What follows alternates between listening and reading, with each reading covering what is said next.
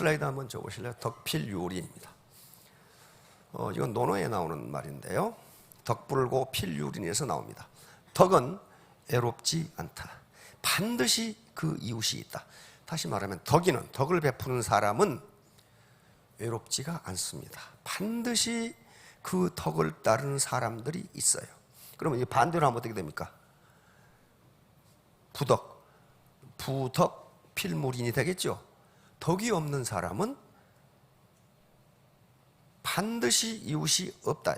다시 말하면 덕이 없는 사람은 따르는 사람이 없다. 그런데 덕이 없는 사람이 돈과 권력을 가지고 있으면 그 주변에 많은 사람이 따릅니다.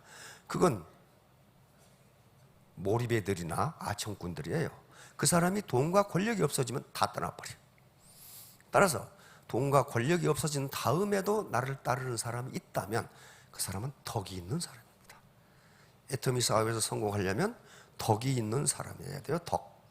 자, 거기에 대해서 알아보겠습니다. 애터미 사업은 빅 비즈니스예요. 사소한 사업 아닙니다. 사소한 사업이 아니에요.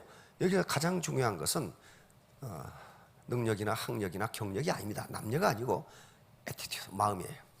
애티튜드는 마음가짐입니다. 내가 반드시 성공하겠다는 마음가짐. 이게 가장 중요해요. 이게 바로 작은 생각의 차이가 큰 결과의 차이를 가져옵니다. 이건 윈스턴 처칠이 했던 말입니다. 자, 다음. 자, 에디슨은 영재는 또는 천재는 여기서는 성공은 1% 영감과 99% 노력으로 이루어진다. 근데 에디슨 머리 좋았어요. 그런데도 99% 노력이 아니면 안 된다는 거예요. 근데 최근에 우리나라 조선업의 미쓰비시를 누르고 세계 1등으로 끌어올려버린 1등 공신이 현대중공업 회장을 11년간 하셨던 민계식 박사입니다. 그분이 이번에 인터뷰에서 한 말 보니까 1%의 영감이 아니다 그러더라고요. 그분은 0.00001%와 99.999%의 노력이 필요하다. 다시 말하면 부친으로부터 뭐라고 배웠냐면은 인간은 나면서부터 평등하다. 그러므로 네가 사회적 성공을 하느냐 못하느냐는 너의 노력에 달려있다.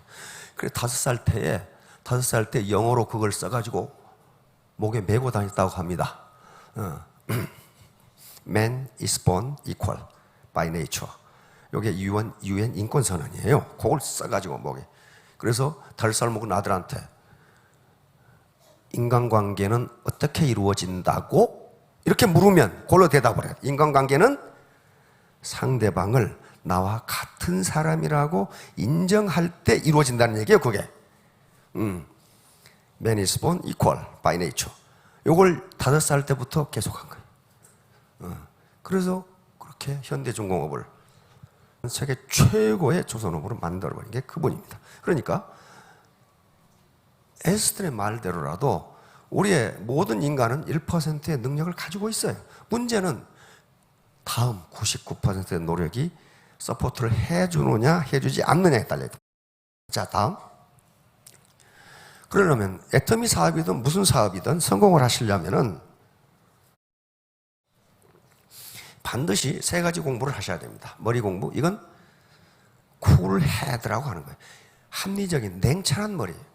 이 정보가 과연 쓸만한 정보인지는 자기가 판단할 수밖에 없어요. 이게 사기인지 뭐인지.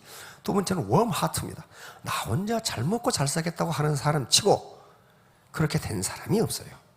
애터미는 혼자는 절대 성공 못합니다. 스폰서와 파트너가 연합해서 한 마음이 돼야 성공할 수 있어요.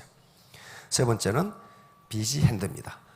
열심히 행동으로 옮겨야 돼요. 말만 해가지고는 되질 않아요.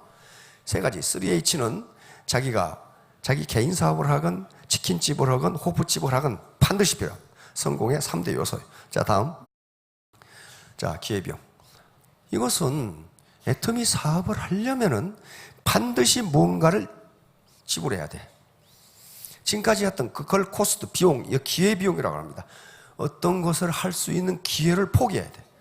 지금까지 등산을 즐기고 개 모임도 갔고 구청에서 하는 댄스 모임도 가고 탁구도 치고 그랬어. 그런데 이 사업을 하려면 그걸 할 수 있는 기회를 포기해야 돼. 그것을 경제학에서는 코스트 또는 opportunity cost라고 합니다. 이걸 반드시 지불해야 돼. 우리나라 여성들 그 통상 TV 연속극 보는 시간이 3시간이더라고. 그거 안 보고 포기해야 돼요. 뭔가 대가를 지불하지 않는데 거기서 소득이 나온다? 그건 있을 수가 없어요.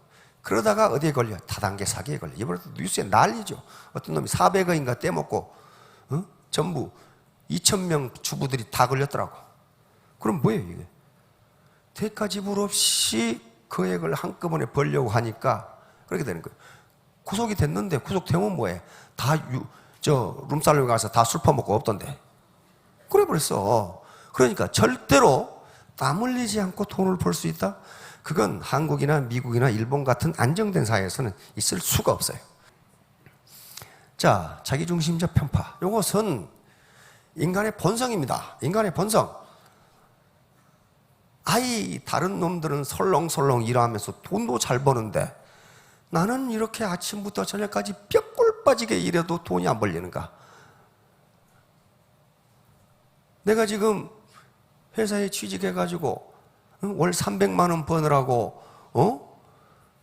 상사한테 눈치 보이고 아침에 출근하기 싫으면 출근해야 되고 그런데 나보다 공부 못한 저 짜장면집 하는 놈은 1년에 1억을 번대. 근데 자기가 보기에 저 자식은 맨날 빈들고 놀 것 같아.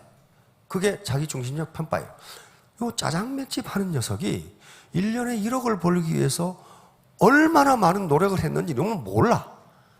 결과만 보이지 그 과정이 안 보여. 그런데 자기에 대해서는 그 과정을 잘 알아. 그러니까 이런 자기중심적 편파가 나오는 겁니다. 대통령에서도 로열, 샤론, 그 다음에 스타 이렇게 나오면 어휴, 저 사람은 맨날 빈둥거리면서 노는 것 같은데 어떻게 됐을까? 나는 발에 고무 타는 냄새가 달려다녀도 안 되는데 그 사람들이 얼마나 노력을 했는지는 내가 몰라. 그러니까 그런 거예요. 이게 어디서 나타나냐면요. 뷔페집에서 나타나. 뷔페 식당에서. 내가 식당을 쑥 돌면서 제일 맛있다고 생각했던 걸 가져왔어. 먹고 있는데 옆에 놈 먹는 거 보니까 저 자식 가져온 게 더 맛있을 것 같아. 그래가지고 얼른 먹고 그걸 가져왔어. 근데 옆에 놈은 내가 먹은 걸 갖다 먹어 또. 왜? 저는 먹는 게 더 맛있어 보이거든. 이게 자기중심적 편파입니다. 다시 말하면 사회적으로 성공한 사람들은 설렁설렁한 게 아니에요. 반드시 무슨 대가를 지불했는데 자기만 힘들게 일한 것으로 착각하는 수가 있다. 그래서 심리학자들은 이걸 이고센트릭 바이아스라고 자기중심적 편파라고 이야기합니다. 그러니까 요 김연아도 마찬가지요. 김연아가 가진 기술을 다 가르쳐 주었다고 합시다. 그렇게 됩니까? 안 돼요. 김연아처럼 훈련을 하지 않고서는 안 돼요. 그 스케이트 타다가 갑자기 뺑 도는 걸 뭐라고 그럽니까? 무슨 스핀이라고 그러더라고. 그 TV에서 김연아가 얘기하더라고. 그거 하나 연습하는데 10,000번을 했대요. 10,000번을 했는데 3,000번을 넘어졌대. 그렇게 하지 않고서는 김연아처럼 날렵하게 탈 수가 없어요. 자, 다음. 덕 벌고 필유림. 논어에 나오는 말입니다. 덕은 애롭지 않다. 필유림. 반드시 이웃이다. 반드시 이웃이다. Virtue is not left to stand alone. virtue는 덕자는, 덕은 마찬가지. 홀로 애롭게 있지 않다. 반드시 he who practices it will have neighbors. 이웃이 있다. 즉, 덕이 있는 사람에게는 반드시 따르는 사람이 있다. 이런 말이에요. 자, 또 덕인, 덕인. 덕인은 어떻게 한다? 사람을 얻는다. 그러니까 스폰서가 많은 파트너를 얻으려면 뭘 가져야 된다? 덕을 가져야 됩니다. 덕인, 덕인이에요. 예를 들면 여기 지금 공자나 소크라테스나 석가 모두 제자가 3,000명으로 되어 있습니다. 그 사람들이 강제로 오라고 한 게 아니에요. 그냥 모여든 제자가 3,000명이에요. 나를 보고. 그러니까 여러분 전부 다 스폰서가 되실 분들인데 그 스폰서를 보고 저 스폰서를 따라가면 돈을 벌 수 있겠네. 이게 덕을 베푸는 거란 말이에요. 나는 저 스폰서를 따라가야지. 그렇게 모여든 사람이 자기 밑에 3,000명이 모이면 할만하지요. 할만하다고요. 그러니까 덕이 없는 사람은 그 주변에 사람이 모이는데 사기꾼들하고 몰입애들, 아청꾼들만 모여. 그래서 그 사람이 현직을 떠나면 싹 없어져 버려요. 자, 덕, 부덕고, 이건 제가 만든 말입니다. 덕이 없는 사람은 반드시 애롭고 필물인, 이웃이 없다. 그래서 제가 항우하고 유방의 예를 들었습니다. 항우와 유방은 진시황이 진나라 통일하고 망할 이제 그 집안에 다시 천하의 주인 자리를 놓고 일어났지요. 반진봉기를 했습니다. 그런데 항우와 유방은 비교가 되잖아요. 항우는 대대로 장수 집안이고 귀족 집안입니다. 초나라에. 유방은 말단 하급 관리로 지금 같은 면장 정도밖에 안 되는 지가 아버지 어머니가 이름도 없는 그런 건달이었어요. 그런데 천하를 차지한 것은 누구예요? 유방입니다. 항우가 아니에요. 항우는 결국 이 그림에서 보는 바와 같이 양자강에 줄인 오강이라는 데서 자기가 스스로 목을 쳐서 자결을 하고 항우가 자기 몸처럼 맡겼던 오추마도 결국 오강에 빠져 죽고 맙니다. 죽고 말아요. 어떻게, 왜 그렇게 됐을까? 바로 항우는 자기만 똑똑해. 자기만. 아무도 다른 사람 말을 듣지를 않아요. 왜? 내가 더 똑똑하다 이거야. 유방은 참모들의 말을 그대로 들어. 왜? 나는 무식하다 이거야. 그래가지고 결국 역발상 기계에서 힘으로는 산을 뽑아버리고 그 기계는 천하를 덮을 수 있는 항우가 결국 자결로 끝을 맺게 됩니다. 유방이 승리를 해요. 그건 항우의 결정적인 것은 덕이 없어. 덕이. 자기만 똑똑해가지고 사람을 있는 대로 죽여. 유방은 엄청난 덕을 베풀었어요. 다 적지를 가면 약탈질을 안 하도록 그렇게 했어요. 왜? 유방도 욕심이 많은데 참모들이 그렇게 시킨 거예요. 그 말을 들은 거예요. 자, 돈으로 살 수 없는 것들. 점점 시장 경제가 발전하면서 돈으로 살 수 있는 것들이 많아지고 있습니다. 그러나 아직도 본질적 가치에 해당하는 것은 돈으로 살 수 없어요. 예를 들면 인격이라든가 덕이라든가 노벨상이라든가 것은 돈으로 살 수 없어요. 학위, 이것도 마찬가지예요. 살 수 있는데 사는 즉시 그 학위는 안 사니만 못하게 돼버려요. 그렇잖아요. 덕도 마찬가지. 만약에 덕을 돈으로 산다면 어떻게 돼요? 돈 많은 사람은 전부 덕이 있어야 돼. 그렇잖아요. 돈 많은 사람은 인격을 돈으로 산다면 전부 돈 많은 사람은 인격이 고매해야 돼. 안 그래요? 안 그래. 살 수 없어요. 그래서 바로 돈으로 모인 조직과 정으로 모인 조직. 돈으로 모인 조직은 돈이 생기지 않으면 흩어집니다. 정으로 모인 조직은 그 조직이 어려워지면 더 단결해. 더 단결해요. 그래서 그 어려움을 극복하고 더 좋은 조직으로 발전해. 바로 애터미의 스폰서와 파트너로 구성된 조직도 그러리라고 봅니다. 정으로 뭉쳐진 나이는요, 어려움에 직면하면 그걸 같이 극복하고 더 발전적인 조직으로 됩니다. 그러나 돈으로 뭉쳐진 조직은 어려움이 적치면 다 흩어져. 욕만 하고 흩어져. 돈으로 모인 조직이 어떤 조직이냐? 배팅하는 조직이에요. 배팅. 야, 내가 500 내려줄 거니까 쳐. 그러면 받은 사람은 밑에 내려서 너 300 쳐, 너 200 쳐. 나중에 돈이 안 되면 어때요? 저것 때문에 그렇게 된다고 요거고 다 흩어져요.